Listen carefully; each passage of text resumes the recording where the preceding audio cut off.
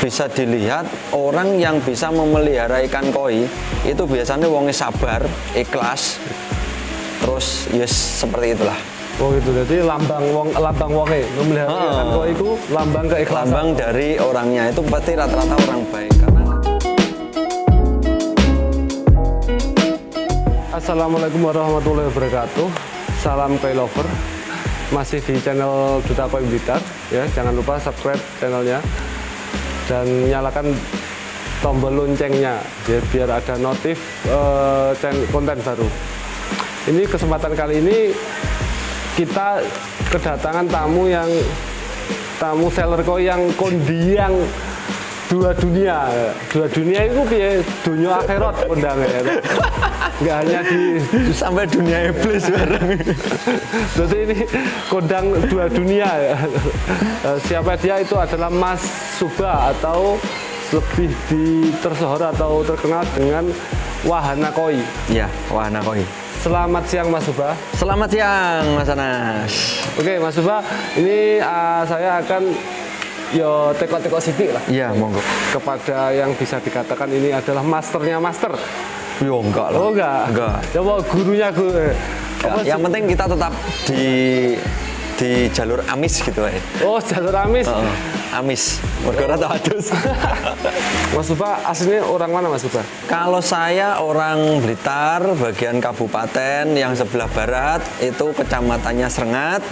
Desanya Ngaglik, Sandeng Kali Brantas. Iya. Ya, seperti ini wujudnya orang pribumi Blitar tuh seperti Mas Wahana ini. Iya, perwujudannya seperti ini. Penampakannya seperti ini.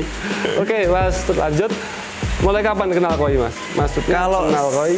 Kenal ikan koi itu 2004 kenal koi, terus punya ikan koi itu 2006. Oh, kenal dulu lihat-lihat. Waktu itu saya mainnya ke Queen Koi waktu itu. Pak Handoko. Lihat-lihat kok suka. Itu ikan kok nggak ada yang sama. Jadi masing-masing ikan itu coraknya nggak ada yang sama. Dan waktu itu saya juga nggak bisa membedakan antara ikan koi dan komet.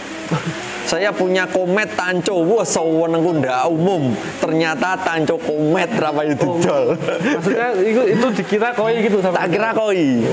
Jadi belum bisa membedakan antara koi 10 cm sama ikan komet itu belum bisa. Kalau orang tua memang petani koi atau bagaimana? Orang tua saya ini nyelenteng dari jalur. Oh, gitu. Jadi dari kakek nenek itu dulu mainannya bambu. Buat keranjang, buat ya semacam gitu ya. Tompo, rinjing dan sebagainya. Anyaman. Iya, kerajinan dari bambu. Kemudian ini putrane Pak Wahan Mas Subah yang nomor 2. Ini yang nomor 2. Iya. Masih paut ya, Dek ya. Nenek itu kan bikin kerajinan dari bambu. Iya. Terus dulu awalnya saya bantu-bantu. Suruh irat itu belah bambu supaya bisa dianyam. Itu saya disuruh belajar. Untuk yang satu itu saya nggak mau. Oh gitu. Saya nggak mau karena apa? Dulu saya jawabnya saya nggak mau menjadi seperti ini. Saya nggak mau menjadi seperti ini. Saya pengen yang lain. Saya pengennya gitu. Mewariskan usaha itu nggak mau? Nggak mau. Nggak tahu kenapa waktu itu saya masih SD. Nggak suka lah. Mas Edi kalau bantu yang lain sampai finishing saya bisa. Tapi untuk bantu belah saya nggak mau. Oh, nganyam bisa? Nganyam bisa, semua bisa. Tapi kalau untuk belah saya nggak mau karena saya pengen yang lain. Bukan kalau ini kan saya lihatnya nggak pernah keluar di rumah terus sampai tua kan di rumah terus. Saya pengen yang lain. Itu waktu itu saya masih SD, nggak tahu kenapa saya punya pikirannya seperti itu. Kemudian saya SMP, saya lulus SMP itu ya cuma sampai SMP. Oh, sampai SMP. Kenapa nggak lanjut, Mas? Lanjut sih sebenarnya, lanjut di STM di Blitar swasta. Kemudian waktu itu kan musimnya kalau di Blitar, teman-teman yang mungkin di Blitar tahun 2000-an itu pasti ngerti kalau bocah 2000-an. Nah, pasti ngerti kalau di Blitar tuh setiap hari tawuran. Jadi STM waktu itu tawuran setiap hari. Jadi saya sampai males sekolah. Sampai si orang tua itu bilang, kamu niat sekolah apa niat tawuran gitu. Wah, Oh gitu. Terus kalau tetap tawuran nanti nggak usah sekolah aja sekalian. Nah, Masa sampai juga suka tawuran? nggak suka sih. Sebenarnya nggak suka. Tapi berani gitu. Tapi pas waktu itu kebetulan aja. Oh, nggak nyangka ya. Maksudnya Mas Ubay ini kalau dilihat aslinya orangnya ganteng resik ternyata. Ternyata juga pemberani juga gitu. Ternyata tahu ngepruk wong juga gitu. Ya itu masa lalu lah. Masa lalu ya. Anak muda. Akhirnya kan saya berhenti. Jadi saya 2 bulan di sekolah itu saya berhenti. Iya. Akhirnya Bambung itu apa ya? Malas pulang. Malas pulang. Saya tidur di rumah teman-teman juga. Pokoknya nggak pulang lah. Di Blitar aja. Di Blitar aja, nggak kemana-mana. Terus akhirnya sama kan ya sempat ya namanya anak muda waktu itu kan sempat nakal juga. Iya. Terus dicari sama keluarga, dicari ketemu, diajak kerja, saya nggak mau. Sampai saya pernah dipukul di jalan. Kamu harus kerja, kalau kamu nggak kerja mau jadi apa? Saya pernah dipukul sampai saya jatuh. Kemudian malamnya, Saking dableke lah. nah saking dableke kira-kira lah. Malamnya malah cerita aku gitu. Udah pancen ini mau wawancara ini sampai. Oh nggak apa-apa ya? Iya. Nggak apa. Malamnya saya mikir kalau saya nggak kerja mau jadi apa gitu. Kalau cuma ngamen-ngamen kan cuma segini-gini aja. Iya. Akhirnya tak cari keluargaku yang mukul aku tak cari. Terus saya akhirnya kerja waktu itu pertama di toko lah, di toko, kemudian di bangunan, kuli, kemudian yang terakhir bukan yang terakhir ya, sempat lama itu di yayasan. Di yayasan itu awalnya rehab bangunan, kemudian di situ kan enak, temannya banyak, saya nggak mau pulang. Bukan ditarik, saya nggak mau pulang. Oh gitu. Nggak mau pulang, akhirnya direkrut sekalian jadi pegawainya di situ. Terus kemudian saya sempat di situ juga akhirnya ada apa ya? Ada tempat untuk bercocok tanam, tempat pertanian di situ. Akhirnya saya belajar tani. Terus kemudian menjadi koordinator pertanian di situ, yang kemudian untuk tempat edukasi juga. Terus akhirnya dari situ karena sudah lama berapa tahun? 6 tahun kalau nggak salah. Akhirnya saya nikah. Setelah nikah saya keluar dari pekerjaan, saya keluar. Terus bingung. Saya mau kerja apa? Waktu itu kan enak, kita kerja digaji. Setelah kita keluar, ternyata hidup setelah kita berkeluarga itu tidak sama seperti bayangan kita waktu remaja. Jadi dunia kayak diwalik. Yang dulunya kita foya-foya, kita selalu dapat. Wis. Kita waktu remaja itu los, kita kemana aja bebas. Terus setelah nikah ternyata apa ya, ujian-ujian itu baru muncul setelah kita nikah. Setahun nggak kerja, terus setiap hari itu ngarit. Ngarit. Rumput. Nah, cari pakan ternak di sawah. Itu mertua kan punya kambing, jadi bantu-bantu. Terus setelah tak pikir-pikir, masa saya akan seperti ini terus kan gitu. Ngarit, jadi babune kewan kan gitu loh. Terus akhirnya sekarang bakul koi babune koi gitu. Iya, kalau bakul koi babune koi, ngarit ya babune kewan. Tapi kan bagaimana kita cari yang lebih baik lah. Bukan menjelekan kambingnya, petani kambing atau pemelihara sapi loh. Tapi kita cari alternatif yang sekiranya lebih baik. Kemudian saya balik lagi ke Blitar. Kemudian cari teman-teman. Kan teman juga ada. Terus saya waktu itu di rumahnya Pak Purwosanyoto, itu guru SMA di Blitar juga, yang saya ikut di sana karena anak-anaknya semua mainan ikan koi. Dan waktu itu waktu saya di pertanian, jadi kenal, akhirnya ya kayak sama tadi, dari pertanian kemudian larinya ke koi. Jadi teman-teman itu dari pertanian, kenalnya kita dari pertanian karena dia sudah lama pelihara koi, itu keluarga dari Kuin Koi juga.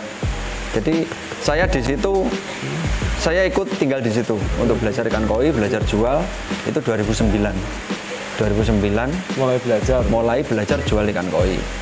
Dan selain jual di website, itu saya ngobrol.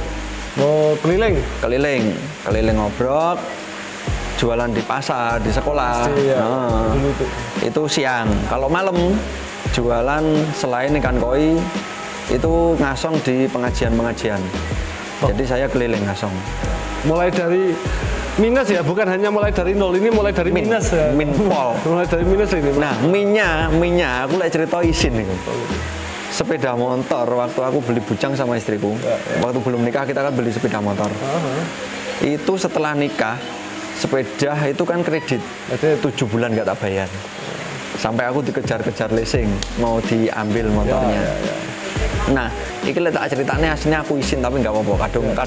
Kadung teles ngembloh pisane. Akhirnya itu masih saya tahan, sempat bertahan sepeda motor.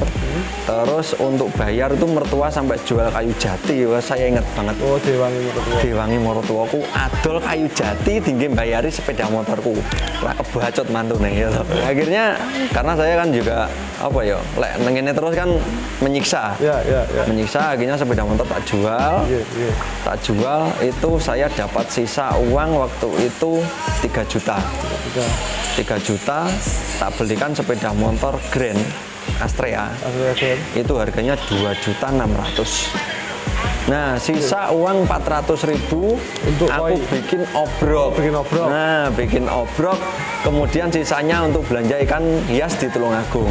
100.000 untuk 100.000. Nah, untuk modal hias. Wes, iku modal awalku iku. Jadi aku wis gak duwe utang. Akhirnya kita apa ya, mulai lagi dari nol. Yang tadinya min sampai Morotua Kuadul Kayu Jati min 0 dan sekarang wes undiang.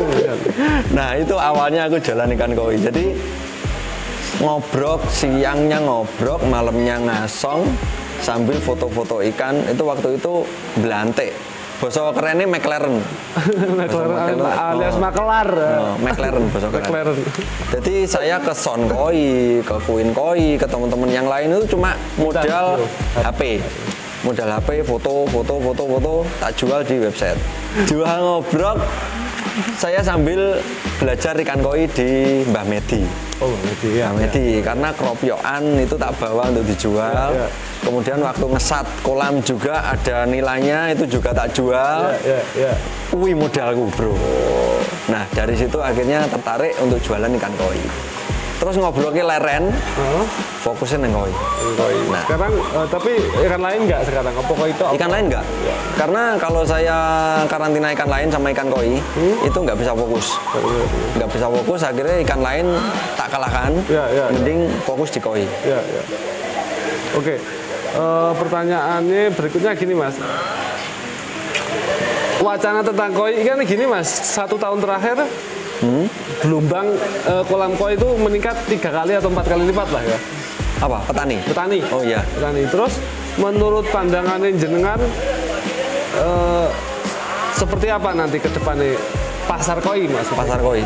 Kalau jadi kan cara hukum alam itu kan misalkan Lombok banjir kan harganya murah. Iya. Gitu. Kalau tentang koi seperti apa mas? Kalau koi menurut saya tetap stabil. Karena dari dulu saya kenal koi sampai sekarang itu harganya tetap standar. Ya, yang bagus juga mahal tetap. Iya, tetap. Jadi nggak enak munggah mudune nggak ada. Jadi tetap kalau untuk usaha ikan koi asal kita konsisten, insya Allah nggak ada ruginya.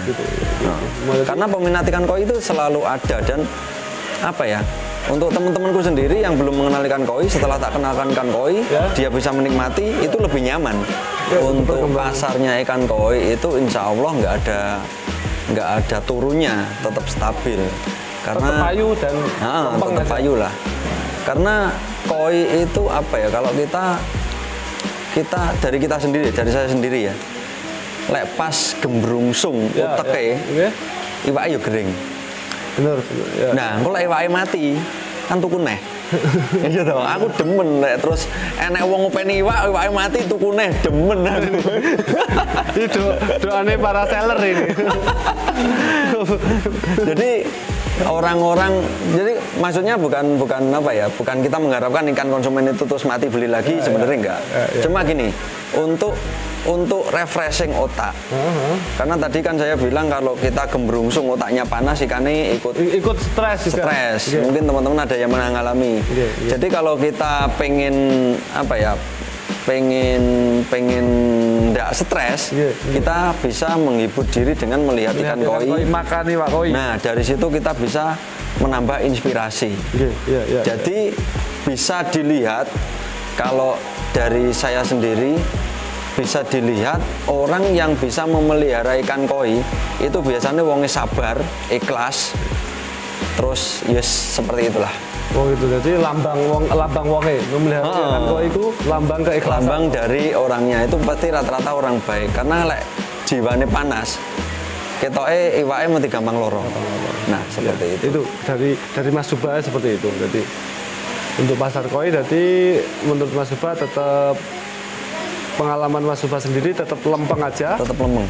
Nggak begitu efek krisis atau bagaimana, tetap lempeng. Iya, kalau hobi di koi tetap stabil. Stabil.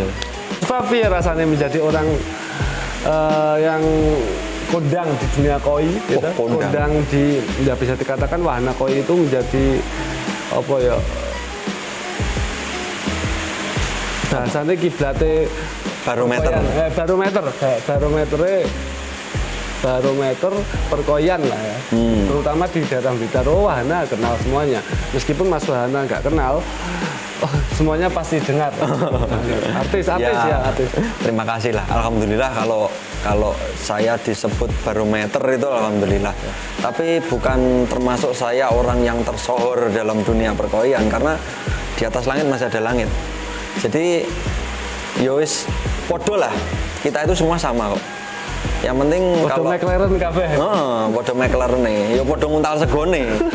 Jadi kalau apa ya, kalau di dalam perkoian ini yang penting kita jujur aja. Kita jujur, yo ojo ngapusi. Ya terima kasih, kita punya teman banyak. Kalau YouTuber dulu awalnya saya itu iseng, bukan niat ya. Bukan niat tapi iseng, karena capek balesi orang yang bertanya dengan karantina. Satu pertanyaan. Banyak orang bertanya tapi pertanyaannya satu. Piye jeran? Waduh kabeh lek takok, "Mas, karantina iwak ki piye? Mas, ikanku sakit ini, cara pengobatannya seperti apa?" Kan kalau kita jawab dengan tulisan itu capek. Jempol iso kiting. Nah, akhirnya saya bikin konten untuk menjawab. Karena konten saya yang awal itu pasti banyak di karantina. Jadi ini loh, karantina itu seperti ini. Dan karantina itu dengan perlakuan yang sama, hasilnya tidak sama di tempat yang lain atau dengan orang yang lain. Itu perlu diketahui. Makanya kita video itu jangan dibikin patokan, tapi untuk referensi. Jadi begini loh, caranya begini. Tapi nanti kita sendiri yang akan tahu. Silahkan spekulasi sendiri. Iya, untuk obat. Biasanya obat itu ada yang menggunakan obat manusia, ada yang menggunakan obat ayam, ada yang menggunakan obat ikan itu sendiri. Itu bebas. Asal ikanmu bisa sehat, berarti aman. Ya itu cocok kamu situ gitu. Jadi tidak perlu, kadang kan diperdebatkan. Tempat karantina seperti ini kadang diperdebatkan. Jadi kalau menurut saya itu tidak perlu diperdebatkan, karena masing-masing orang dengan penanganan yang berbeda atau ada yang salah. Monggo. Wis ora ono sing kleru wis to. Wong duwe hak dhewe-dhewe. Ndak ono yang kleru. Nah, untuk YouTuber ini setelah apa ya? Setelah saya bikin konten karantina ternyata banyak yang minat. Dan saya senang. Kenapa? Karena konten saya ini berguna bagi teman-teman. Oh iya. Termasuk racun juga kayaknya. Termasuk racun. Seneng tapi keracunan, Pak. Akhirnya bukan saya yang keracunan, yang lihat, yang awalnya belum ngerti koi, akhirnya bisa karantina, ikannya sembuh, akhirnya keracunan, beli lagi, tempatnya penuh, akhirnya bikin kolam. Terus diseneni bojone. Nah, itu salah satunya, tapi jangan sampai tukaran. Nah, terus dari situ, dari YouTube sendiri itu ada tuntutan. Ada tuntutan bahwa kita harus upload rutin untuk videonya, untuk kontennya. Jadi apa ya? Karena ya tadi kita kalau sudah nyemplung ya ngeblok pisan. Wis istilahnya kalau dulu malu-malu bikin konten, apa sih bikin konten, oh Subhan kok bikin gini-gini ya. Dulunya kan malu-malu dibully sama teman-teman juga. Apa sih fungsinya bikin konten kan gitu. Ternyata sekarang ya wis mergo kakean mangan jangan bung ya. Rodok rai gedek sithik nggak apa-apa. Jadi kita lanjutkan aja. Kita lanjutkan dan akhirnya kita kan bisa bertemu dengan banyak teman. Kita bisa review tempat-tempat yang lain.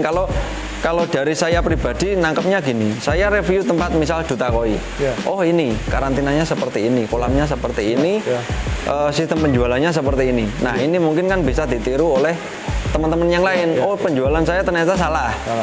Makanya saya lambat untuk naik. Akhirnya kan bisa untuk referensi. Nah dari situ saya tuh memang senang berbagi. Jadi kalau teman-teman merasa nyaman, berarti saya juga nyaman. Terus untuk pesan-pesan untuk pemirsa ini ya apa?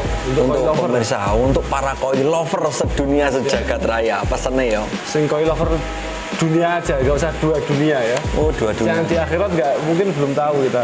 Di sana juga untuk koi-koi yang sudah dibeli malaikat pada bulan 5 sampai bulan 7 itu nanti mungkin ya. Oke, untuk pesan-pesan ya kita kalau untuk ikan koi sebelum bikin kolam, bikin tempat karantina dulu. Kalau saya itu tempat karantina wajib. Jadi sebelum kadang kan orang wah bikin kolam aja ini ada tempat. Kolam jadi terus nggak punya akuarium gitu. Bukan, beli koi. Kolam jadi sudah pesan ikan. Kadang kan, Mas, kolamku minggu depan jadi. Tolong siapkan ikan 50 ekor. Kan ada biasanya, betul. Sering. Tapi tempat karantinanya belum ada. Nah, waktu ikan dikirim, bingung. Nggak ada tempat karantina, ikan langsung masuk ke kolam. Yang akhirnya pada hari kelima, biasanya hari kelima sampai hari ketujuh, ikan diam. Ikannya diam, berbaris di pojok, terus sirip dayungnya nutup, kepalanya di atas. Nah ini yang menjadi orang biasanya kapok untuk pelihara ikan koi. Makanya untuk ikan yang baru datang, walaupun itu dari penjualnya sudah karantina, ikan nyampe di rumah kita kondisinya sehat, itu kalau bisa di karantina dulu. Karena apa? Karena tempat karantina ini kita menyesuaikan tempat baru gitu ya. Tempat kita. Jadi air kita itu belum tentu sama dengan air yang ada di dalam kantong waktu pengiriman ikan. Jadi kita adaptasikan dulu ikan yang baru. Setelah ikan itu nyaman di tempat karantina, baru kita masukkan ke dalam kolam. Jadi tempat karantina ini wajib. Oke, mungkin itu pesan-pesan saya. Oke, jadi teman-teman tadi saya simpulkan dari Mas Subha ini Wahana Koi tadi. Beliau ini mulai dari minus ya, bukan hanya dari nol, jadi mulai dari minus menjadi nol, sekarang menjadi tersohor dan kondang. Dan untuk pesan-pesan di koi tadi, penting adalah karantina ya. Tempat karantina, akuarium. Ya sesuai kebutuhan, sesuai monggo. Para koi lover mau karantina yang seperti apa, silahkan. Nambah lagi boleh? Ya, boleh mau nambah lagi. Oh, boleh. Silakan. Aku lagi diunek-unek lek tak tokne ngono merongkol. Ya, boleh. Nah, untuk teman-teman yang masih belajar ikan koi, itu kalau beli ikan mungkin jangan tanya ini F1 atau bisa jumbo atau enggak. Jadi untuk teman yang belum mengenal banget dengan ikan koi, jangan tanya induknya berapa, F1 atau bukan, terus impor atau bukan, kemudian bisa jumbo apa enggak. Jadi kalau beli ikan koi, apa yang kita lihat, kita cocok, harganya cocok, ya itu aja yang kita beli. Takutnya apa? Kalau sampai, itu kan nyawa ya. Kalau sampai ikannya mati, kita nggak gelo ya. Ngerti apa? Kecewa? Kita nggak kecewa banget, karena itu sudah pilihan kita dengan sesuai dengan dompet kita. Kalau kita tanya, Mas ini ikannya impor atau lokal, ternyata si penjual bilangnya impor, dan ternyata ikannya menurut kita yang beli lokal, kita kan jadi sakit hati. Setelah kita tahu loh ya, setelah kita tahu, karena kita belum banyak teman, waktu kita beli ikan kan belum banyak teman. Jadi ya beli aja warnanya, nggak usah beli turunannya gitu. Terserah pokoknya ini. Oh kita cocok, dompet kita nutut, ya udah kita beli aja. Jadi jangan tanya induknya berapa, asapnya bisa jumbo apa enggak, ini breedernya siapa, itu mungkin enggak perlu. Yang penting ada barang, kita uangnya cukup, ya udah beli aja. Oke, mungkin itu. Oke, jadi itu tadi ya wawancara dengan Mas Subha dari Wahana Koi. Subscribe juga channelnya Mas Wahana Koi itu sudah akan muncul. Jangan lupa subscribe juga Duta Koi Blitar. Salam Koi Lover, semoga bermanfaat dan sukses selalu. Terus.